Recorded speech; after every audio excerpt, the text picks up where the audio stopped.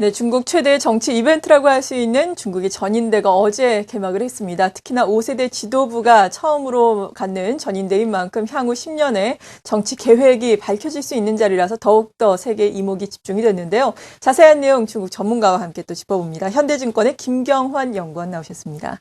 안녕하세요. 안녕하십니까. 네, 일단 전인대에서 여러 가지 이야기가 나왔습니다. 시장에서는 중국 증시 상승을 하면서 어느 정도 경기 부양에 대한 기대감을 보여줬는데요. 어떤 내용들이 어제는 나왔습니까? 일단 뭐 큰 서프라이즈는 없었습니다만 시장 예상에 대체로 부합을 하면서 시장에 좀 긍정적으로 작용을 했던 것 같습니다. 7.5% 성장 목표를 그대로 제시를 했고요. 또 통화 정책은 조금 타이트하게 가져가고 재정 정책은 예상보다 조금 더 확장적으로 가져갈 예정입니다. 물가 목표가 다소 이제 4%에서 3.5로 하향이 되면서 제시를 했고요. 또 통화량 목표도 조금 하향 조정을 하면서 일단 2012년 대비해서 좀 통화 정책을 좀 신중하게 가져가지 않겠냐 이렇게 얘기를 했습니다. 다만 사회총 유동성이라고 해서 M2보다 좀 더 큰 확장 유동성에 대해서는 확장적으로 가져가겠다라고 얘기를 하면서 어느 정도 기타 유동성 증가에 대해서는 여력을 열어놨다 이렇게 보고 있습니다. 그래서 상반기는 상대적으로 유동성 환경은 좀 풍부할 것으로 예상을 하고 있고요. 재정 적자 규모를 GDP 대비 2%대로 확대를 하면서 작년 대비 한 50% 증가 예상을 했고요. 또 지방채 발행 규모도 전년 대비 40% 이상 확대 편성을 하면서 일단 SOC 투자라든지 또 지방정부가 주도하는 투자에 대해서도 조금 강한 의지를 좀 피력을 했습니다. 또 고정 투자 증가율 목표를 작년 16%대에서 18%대로 상향 조정을 하면서 일단 성장하는 데 있어서 투자 성장이 여전히 중요하다라는 점을 피력을 했고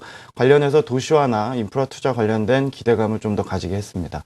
네, 이렇게 보통 전인대를 전후로 내수 진작책이 많이 나오면서 또 중국 관련주에 대한 기대감들도 많이 형성이 되기 마련인데요. 이번에는 이렇게 기대감이 형성이 되다가 또 바로 전에는 부동산 규제에 대한 우려감이 형성이 되면서 또 중국의 상하이 종합지수도 하락하고 국내에서도 분위기가 별로 좋지는 않았는데 탐방을 또 다녀오셨다고 들었어요. 네네. 현지에서 바라본 중국의 부동산 시장은 어땠습니까? 일단 내수 진작에 대한 기대는 유효하지만 말씀하신 대로 연초부터 형성된 경기 반등의 기대감은 조금 꺾인 것이 사실입니다. 당초 제가 1월 말쯤에 이제 중국 방문을 통해서 매크로나 이제 부동산 시장을 좀 갔다 왔었는데 기본적으로 올해 업사이드 요인이 더 많다라고 사실 느끼고 왔었습니다. 이유는 한 세 가지 있는데요. 첫 번째는 역시 부동산 시장의 회복, 두 번째는 풍부한 유동성 환경, 그리고 마지막으로 세 번째는 지방 정부의 단기 투자가 굉장히 적극적일 가능성, 이 세 가지 정도로 봤었는데 결국에는 부동산 시장이 2년 만에 이제 회복이 되면서 지방 정부의 재정이 회복되었고요. 또 그로 인해서 건설 투자나 지방 정부가 주도하는 SOC 투자에 대한 기대감이 높아졌고 또 이로 인해서 전방 수요가 회복이 될 경우에는 중국의 제조업의 리스타킹 강도가 강해질 것이다. 그래서 이런 선순환 구조를 예상을 하고 왔었고요. 다만 이제 2월부터 좀 변화가 발생을 했습니다. 춘절 이후에 통화 관련해서 유동성 흡수 조치가 좀 있었었고 또 방금 전에 이제 규제가 나왔었는데 부동산 관련된 규제가 나오면서 이 어떤 풍부한 유동성과 부동산에 대한 기대가 좀 꺾이면서 당초 어떤 연초의 기대보다는 좀 낮아진 것이 사실입니다. 네. 그렇다면 부동산 가격을 비롯한 인플레에 따라서 통화 정책이 좀 변화할 가능성은 어느 정도로 보십니까? 일단은 단기적으로 저희가 한 두 가지 정도 요인을 경계해야 된다고 보고 있고요. 예. 통화 정책은 아무래도 하반기에 변동이 있지 않을까 이렇게 결론을 내리고 있습니다. 당초에 저희가 올해 중국의 정책의 고비를 한 두 차례 정도로 예상을 했습니다. 1차 고비는 이번 3, 4월 달에 부동산 규제, 그리고 2차 고비는 3분기 중반 이후에 궁극적인 통화 정책 변동 가능성, 이 두 가지를 제시를 드렸는데요. 일단 1차 고비로 제시해드린 부동산 규제는 이미 시장에 들어와 있는 이슈라고 보시면 될 것 같고요. 시기는 예상을 했습니다만 강도나 어떤 포괄적인 범위 자체가 좀 크면서 당초 시장이 좀 더 악재로 반영을 하지 않았냐 이렇게 생각을 하고 있습니다. 다만 이번 조치가 여전히 기존 주택 거래라든지 1, 2선 대형 도시에 맞춰져 있기 때문에 전체 판매량의 한 20% 정도 수준의 어떤 영향을 주는데 그칠 것으로 여전히 예상을 하고 있고요. 또 보장성 주택 확대라든지 어떤 투자 쪽의 요인을 감안을 했을 때 실물 경제에 주는 요인은 여전히 유효하다. 그러니까 개발 투자라든지 투자 기대감은 유효하다라고 보고 있고요. 궁극적으로 통화 정책 정책까지 포함해서 2차 고비를 저는 위기라고 보고 있습니다. 3분기 중반 정도로 예상을 하고 있는데 제가 이렇게 보는 이유는 올해 이제 중국의 돼지고기 가격 사이클이라든지 전체적인 기저효과를 봤을 때 하반기 물가가 8, 9월 달부터 올라갈 가능성이 높고요. 10월 달 전당대회를 앞두고 만약에 어떤 물가라든지 자산 가격 부담이 동반될 경우에는 통화 정책이 바뀔 수 있기 때문에 3분기 중반 정도가 고비라고 보시는 게 맞을 것 같습니다. 네, 이렇게 규제 이슈도 있고 말씀해 주신 통화 정책의 변화 가능성도 우리가 염두를 해야 되는데 하지만 또 앞서서도 짚어주신 도시화를 비롯해서 스마트한 질적 성장으로 내수 확대에 대한 의지는 지금 드러내고 있는 상황인데요. 이에 따른 성장 정책들 앞으로 어떻게 진행이 되고 어느 정도나 긍정적인 효과를 낼 수 있을 것으로 보세요? 일단 올해 성장의 핵심이 내수이고요. 내수의 핵심은 역시 신규 도시화 정책과 민생 관련 이제 구체적인 조치들이라고 보시면 될 것 같습니다. 일단 신규 도시화 정책 언급이 나온 지가 이미 3개월이 넘었고요. 시장 기대치는 굉장히 높고 수혜 산업에 대한 논의도 활발히 지금 진행이 되고 있습니다. 이번 전인대를 시작으로 해서 구체적인 투자의 방향성이나 자금 마련 그리고 집행 방법에 대해서 논의가 될 거고요. 이번 민생 관련해서는 역시 사회보장 제도라든지 의료 개혁, 호적 제도 개혁, 소득 분배 개혁 이런 어떤 기존의 어떤 큰 틀을 벗어나지 않을 것으로 보여집니다. 결국에는 정부의 적극성과 자금 집행의 강도가 중요하다고 보고 있고요. 다만 올해 중국 정책의 핵심은 역시 양적인 부분이 아니라 질적인 부분이기 때문에 정책 자체를 좀 다소 차분하게 지켜볼 필요가 있다라고 말씀을 드리고 싶고요.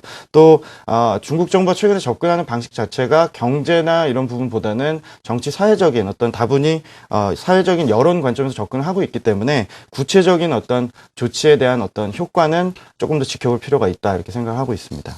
네, 그 전과는 어떻게 보면은 변화된 분위기를 감지를 하고 계신 건데요. 앞서서도 말씀드렸듯이 5세대 지도부 또 시진핑 체제가 본격적으로 출범을 했기 때문에 이런 변화가 또 있는 것이 아닌가라는 생각이 듭니다. 앞으로 그렇다면 중국발 모멘텀이라든지 중국에서 우리가 집중적으로 지켜봐야 할 이슈들은 어떤 것도 있다고 평가를 하세요?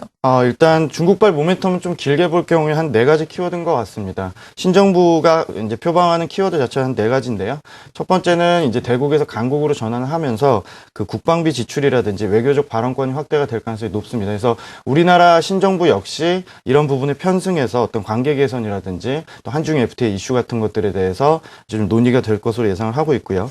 또 두 번째는 성장 모델 전환입니다. 이 부분은 소비 쪽으로 전환하는 부분에 대해서 시장이 이미 인식을 하고 있고요. 세 번째는 부정부패 척결과 어떤 사회 효율성 강조 이런 부분인데요. 정부 소비 감소 가능성을 올해 좀 제기를 하고 있고요. 또 추가적으로 어떤 공해라든지 수질 오염 같은 환경 문제에 대해서 일단 효율성 강조를 하면서 일단 산업 구조조정이나 우리나라에 좀 영향을 미치고 있는 공급 과잉 이슈가 좀 완화되는지도 좀 지켜볼 필요가 있습니다. 그리고 양극화에서 관련해서는 역시 소비 관련 특히 중저소득층 관련된 소비 관련 부양책 적극적인 의지를 좀 확인할 필요가 있고요.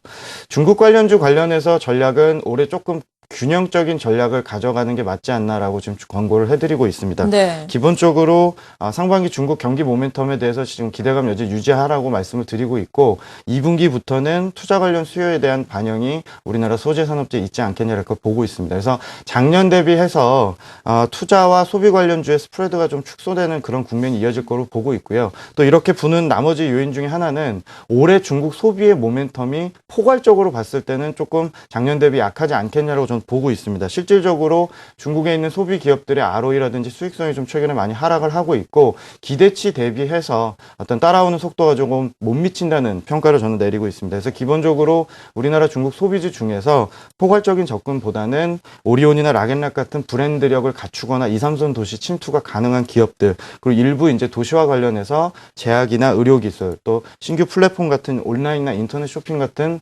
관련된 특화된 어떤 접근이 필요하지 않느냐 이렇게 생각을 하고 있습니다. 네, 이렇게 중국과 관련한 이슈 포괄적으로 우리가 살펴보면서 투자 전략까지 업종별 전략까지 제시를 해주셨습니다. 현대증권의 김경환 연구원이었습니다. 잘 들었습니다. 감사합니다.